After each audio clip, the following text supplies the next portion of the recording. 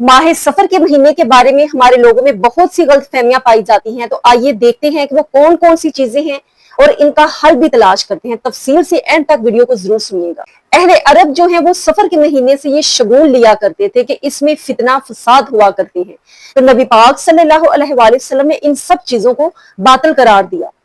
एक जगह पर नबी पाक सल्लल्लाहु अलैहि वसल्लम ने फरमाया कि कोई चीज भी किसी दूसरी चीज को बीमारी नहीं लगाती, वरना पहले बीमार को किसने बीमार किया? अल्लाह ताला ने हर जान को पैदा किया, फिर इसकी बीमारी, रोजी, जिंदगी, आफतें सब लिख दी। 12 इस्लामी महीने हैं, जैसे रबीउल अव्वल है, रबीउल सानी है, जमादुल अव्वल है, मुहर्रम है, सफर है, लेकिन किसी भी महीने के बारे में सरकार दो आलम सल्लल्लाहु अलैहि वसल्लम ने ये नहीं फरमाया कि जिसने मुझे फला महीने के आने की या जाने की खुशखबरी दी तो मैं उसको जन्नत की बशारत देता हूँ। जिस तरह के आमतौर पर आपने देखा होगा, सुना होगा कि लोगों ने इस तरह की पोस्ट लगाई होती है कि नबी पाक सल्लल्लाहु अलैहि वसल्लम ने फरमाया कि जो मुझे सफर के जाने की खुशखबरी दे तो मैं उसको जन्नत की बशारत दूंगा, या फला महीने की आने की खुशखबरी दी तो मैं उसको जन्नत की बशारत दूंगा। तो इस तरह की कोई हदीस जो है वो मनकूल नहीं है, ये सब मन गढ़ंत बातें हैं। मुस्लिम शरीफ की हदीस है कि सरकार दो आलम सल्लल्लाहु अलैहि वसल्लम ने फरमाया कि जिसने मुझ पर कसरत झूठ बांधा वो अपना ठिकाना जहन्नम में ढूंढ ले। अगर जन्नत इतनी ही आसान होती तो ये तो आसान था कि सारा साल कोई किसी की जानो माल लूट ले, किसी की इज्जत आबरू लूट ले, तो जब महीना आए सफर का तो उसमें उसकी बिशारत देकर वो जन्नत में चला जाए। अक्सर लोग कहते हैं कि सफर का महीना बहुत मजलूम महीना कहलाता है, इसमें आफतें उतरती हैं, बलाएं उतरती हैं, इल्ला बिल्ला उतरती हैं, ये बहुत सख्ती का महीना है, इसमें शादी नहीं करनी चाहिए, कोई रिश्ता जो है वो बच्चों का तय नहीं करना चाहिए, उसमें फिर बाद में नहुसत पैदा होती है और रिश्ता जो है वो बनता नहीं है, टूट जाता है। इस तरह की और भी बहुत सी चीजें जो है वो लोगों से सुनने को मिलती हैं। हालांकि इस महीने के बारे में नबी पाक सल्लल्लाहु अलैहि वसल्लम ने ऐसा कुछ नहीं फरमाया। इसमें ना हो तो आफतें उतरती हैं, ना कोई मुसीबतें उतरती हैं।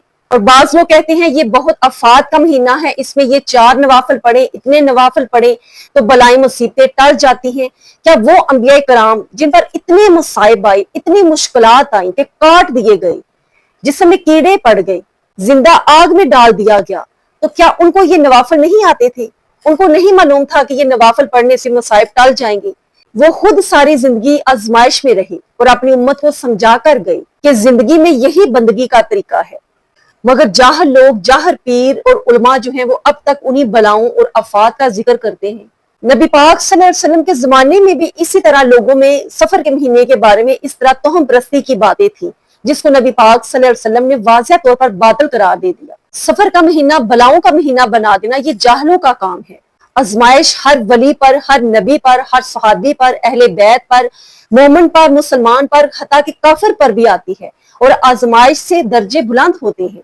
आजमाइश ही सब्र, शुक्र, यकीन और तवक्कल का बाइस बनती है। कुरान पाक में अल्लाह रब्बुल इज्जत ने फरमाया कि हम आजमाइश करते हैं, इंसान को आजमाइश में डालते हैं और आजमाइश बंदगी की निशानी है।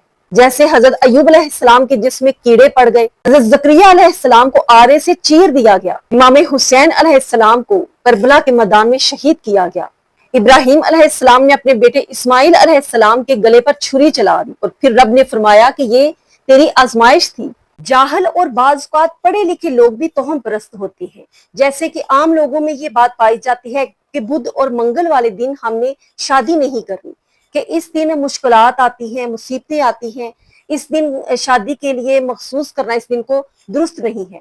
ऐसी कोई बात हदीस में मनकूल नहीं है, ना ही कुरान में है। ना तो मंगल को संगल पड़ते हैं और ना ही बुध के दिन काम सुध होते हैं। बाज लोग मंगलवार के दिन को मखसूस करके सदका खिरात करते हैं कि इस दिन को सदका करना ज्यादा बेहतर है। ऐसी भी कोई बात कुरान और हदीस से साबित नहीं है। सदका आप किसी भी दिन कर सकते हैं, उसके लिए सिर्फ मंगल के दिन को या सफर के महीने को मखसूस करना ये कहीं से भी साबित नहीं है। हाँ, दिनों में से जुमा के दिन को फजीलत दी गई है, जो कि कुरान और हदीस में मौजूद है और उससे साबित है। इस वीडियो को ज्यादा से ज्यादा शेयर कीजिए। चैनल को फर्स्ट टाइम आए हैं तो सब्सक्राइब करते जाइए। अपना ख्याल रखिए, दुआ में याद रखिए। अस्सलाम वालेकुम व रहमतुल्लाहि व बरकातहू।